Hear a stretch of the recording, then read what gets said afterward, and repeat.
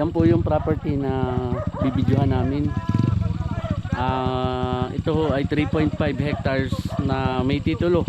Sinenda nga po sa akin yung titulo niya dito po sa parte ng Layban. Bago po ako pumasok dyan, papakita ko muna ito. Dito po kami nakapag-park na mababa yung kotse pero nakatawid po dito. Kaya hindi po kayo mag-aalala na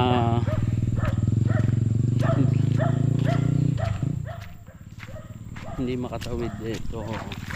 Bali dalawa po itong tinawiran namin, mas maliit naman yung isa doon. Maganda ho nito, mayroong tubig na ganito. Yan ho galing. Tapos itong isa na to ay campsite na rin po. Yan po. Maganda itong bakahan. Bakahan. Bakayupan. Yung barangay road. Yan. Meron po kaming pupuntahan na 3.5 hectares titulado dito po sa baba na to. Ito ho yung labas. Yan yung yung sawa ba yun? Tamsawa? May rough road. Ito ho ay rough road. Hindi naanan namin magmula ho dun sa National Highway hanggang dito sa rough road na to. Baka po may 1 kilometro. O wala pa naman ho. Wala pong 1 kilometro tong rough road. Ang ibabaw po nito, andyan ho yung Martisem. Paglabas ho natin, Martisem na campsite resort. Ito ho ay kung tawagin ay Layban. Marami po kasing campsite na nadaanan kami dito sa part na to. Anong mga yun? Ilan yung campsite? Doon sa tapat ni Ate Jana. Dalawa. Siguro may limang campsite po. Tapos campsite. Ang daanan namin. Yan, campsite pa rin yan. Puro Tapos campsite yan ito ang naman pababa. ho, bibidyo rin namin tong pagbaba dito. Hindi ko lang ho mabidyo kanina yung rough road na dinadaanan kasi mahirap po mag-video na nagdadrive. Ano to? Itong pagbaba natin. Hanggang doon ang asimentado na to. Mula dito, may konti lang ang road na Ito po sa mga gusto ng puro campsite. may ganitong mga view kasi ito po mga campsite na po ito ah. May ilog daw po itong pupuntahan Ito ang natin. daan ng Kapulot. Alin? Kampulot yan. Camp Gulod? Ito pala yun. Yung sa Mount Pulis. Mas sikat po itong lugar na to sa mga camping site.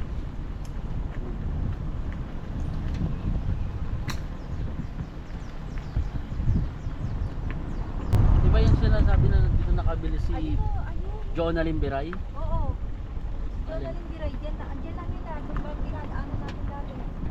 Okay, Jonalyn Biray. Jonalyn Biray. Si Jonalyn Biray, yung maliit Hindi na ko yata singit. na-upload yung video natin dito, di ba? Hindi. Ayun o, yung sasabi ko pinupunta natin. O, campsite na yun. Ayun o. Campsite na siya. Nabili na. Nabili na yun. Ayun o. Ayan, yung mga ganun. Yun. Oo.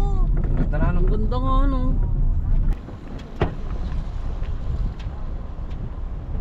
Yan, nasa una dyan. Una dyan. Kay Jonalyn Biray. Ito bago lang mo. Ganda naman pala. Anong pangalan niya? Yung nasa una dyan. Step up, step up. Ayun yung dinaanan natin. Kasi siyang ano. Ano yung dinaan natin? Yan, yung pakit na yan. Dito tayo ng dinaanan. Ganun. Dinaanan natin. Ayun, ito, yun yung highway yun. Yan yung tinayuan ko dati na tinawagan kita ang Pinili. Kasi ito yung pababa.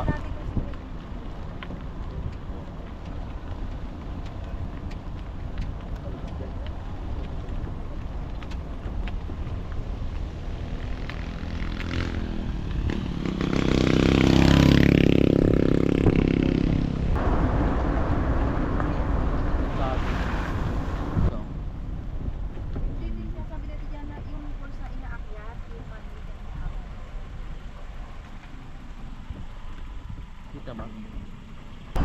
Maraming dito. Ang ganda ho dito. Tanong na bagay dito.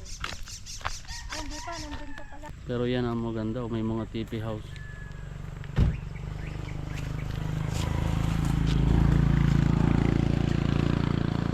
Video ko rin dito sa... Maganda no? Ito kami. campsite din pa to? Oo, yun o. Kamasite yan o. Nga no? Kanang yan doon sa Ayan oh, may campsite po dito oh. Ito ho yung ginagawa nila.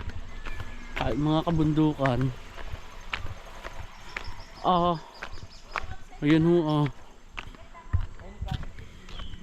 Ayan ho, overlooking po oh. Isang bundok na may magandang structure. Tapos ito ho oh. Yun po, mamaya papakita namin yung property dyan.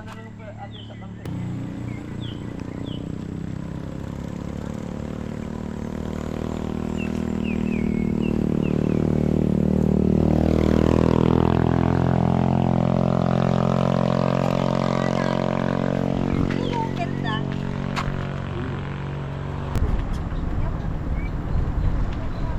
Gusto nga nila ako puso ito. Yun pala oh.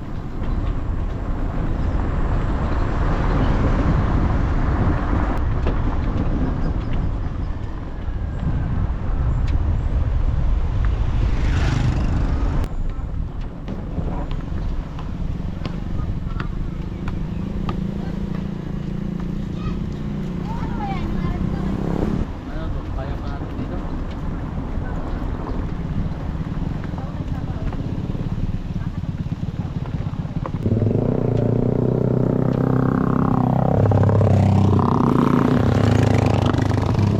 Ba't malabo?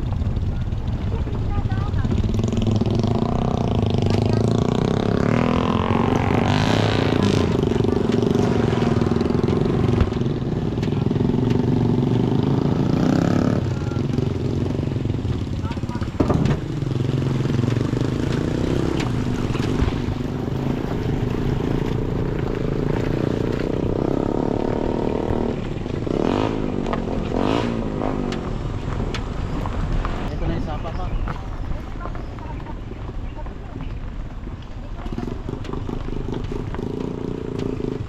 Ay baka kaya pa yata eh.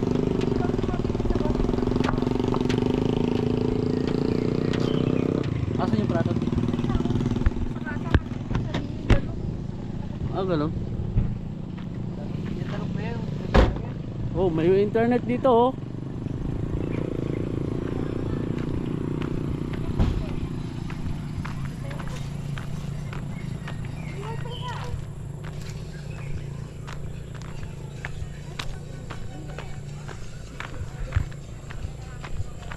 Asan yung property? Ayun na.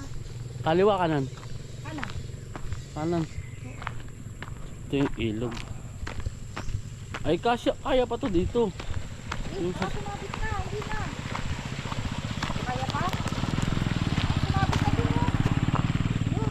Baka sumabit dun yung ilalim. Ayun o, yung batong yun. Hindi. Ha? Anong ilog to? Ha? Anong ilog yun? Asan yung property? Ayan, Ah, dyan. Sige.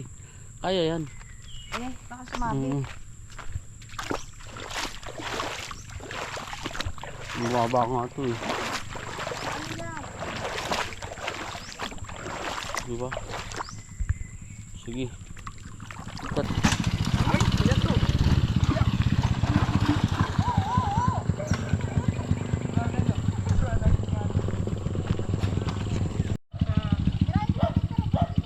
Yan po yung property na bibidyohan namin. Ito ho ay 3.5 hectares na may titulo. Sinenda nga po sa akin yung titulo niya dito po sa parte ng Layban. Bago po ako pumasok dyan, papakita ko muna ito. Dito po kami nakapag-park na mababa yung kotse pero nakatawid po dito. Kaya hindi po kayo mag-aalala na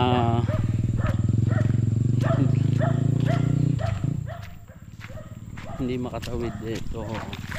Bali dalawa po itong tinawiran namin, mas maliit naman yung isa doon. Maganda ho nito, merong tubig na ganito. Yan ho galing. Tapos itong isa na to ay campsite na rin po. Yan pong isa na to. Kasi ito po ay campsite din. Ayun.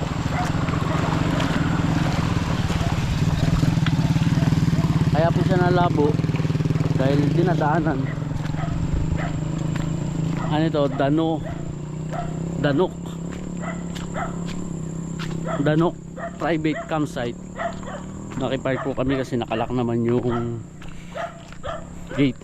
Tapos andito po tayo sa 3.5 hectares. Sitio ano? Ibukaw? Layban. Asan? Ayun yung ano, yung campsite na nadaanan Oo, ano? natin. Yan yun. Hindi ko alam kung... Yung ba yung natanong natin kanina? Oo. Ang ganda oh. Saan ang daan? Ah, doon na. Camp Sawa yun eh. So, tanong mo muna sa Tama na sa ibabaw oh. sa ibabaw ng Sa bundok. ibabaw ng buro. Ang malapit ito, sakto. Sakto nga. Ito may May titulo. property. Maganda 4x4. Ipasa ko na sa yung titulo niyan eh. Ang presyo 800. Yun, may kamahalan taglay. Pero baka humerong makagusto sa inyo kasi Sapa. kaya lang nalabo nga dahil dun. Pero kung lalagyan ng tawag doon, culvert, para sana hindi po lumabo yung tubig na pupunta dito kasi magbe-benefits po na ito pong may-ari nitong makakabili nito. Yan na, umubitak-bitak ng lupa dito. Ito ang palayan. Ha? Palayan daw ito dati. Palayan. Nakalaki yun? Susi.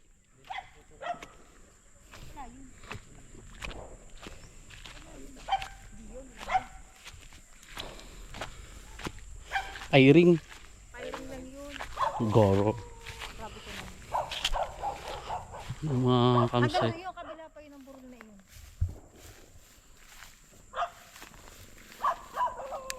Maganda itong bakahan.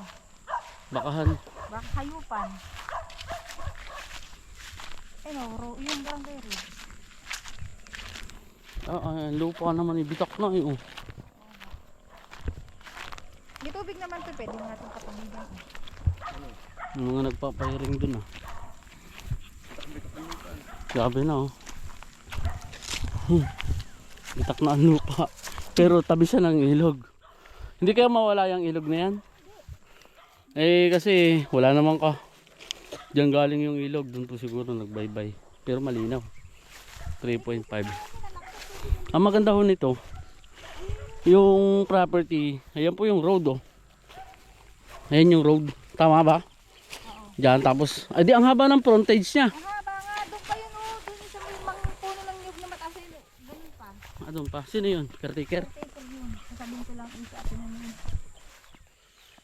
Oh. Ngayon, dati siyang palayan. Ay, huy. Wala tayo dumalat. Lasak na dito. Saan? Ay, ito, hindi to may ilog na to. May maganda ba tayong mabibidyo dito? Doon sa kabila. Hindi, ito. Dapat mabaybay natin to eh. Kasi dyan, ano na yan eh. Kalsada, yun yung road. Tapos sa unahan yan. Ha? Ano yung unahan yan? Marami pa rin campsite. Campsite yan oh. Gagawin campsite. Eto kadukton na yan. Nasa 5 hektarya to mahigit. Pinagitna na yung kalsada. Pero yung Alin? kalsada niya kasama pa din sa property. Siyempre, Wala ng okay. presyo no, 800. Nakakuha na yung 1 hektarya mahigit niya sa kabibili lang. Ayun. Ay, yung campsite na rin yan. Kabila. Oo, ginagawa din yung develop na yan. Yan ang may hagdan na pataan. Maganda doon sa puno na yun. Oh. Kasama yun! Ayun oh, yung may lamesa. Kasama nga yan! Oo nga, pati yung may bahay na yung caretaker. Kasama yun! Ang ganda po sa baba. Palayan siya dati, kaya lang tinan mo wala nang patubig. Ayan oh. Ang ganda ho. Kasi yun, mga campsite. Ngayon, yung tubig, nandito ho kasi.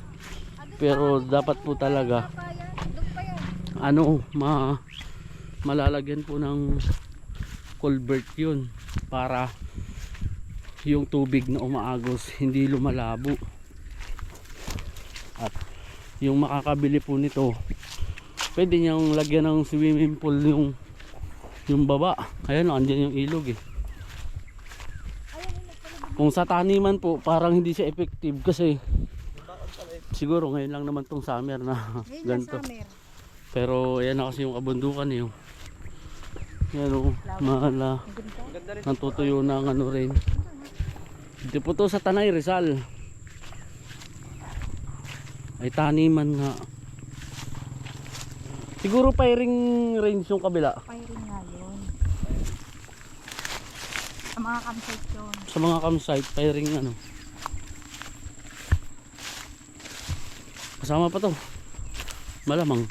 Malamang. Kasama. 3.5 eh. Ayun pa sa Sana naman lang na anong yung caretakeran doon. Unin dyan. Ang ganda naman ng kabila ano. Ay may ano. Ilayo mo baka Mga ganyan. galit. May anak eh. Ano din yung banderang yun. Ayun yung ano na no, yung banderang yun. Ah, may bandera. Oo, yun yung banderang yun. Tapos tinatahol yun. Ito.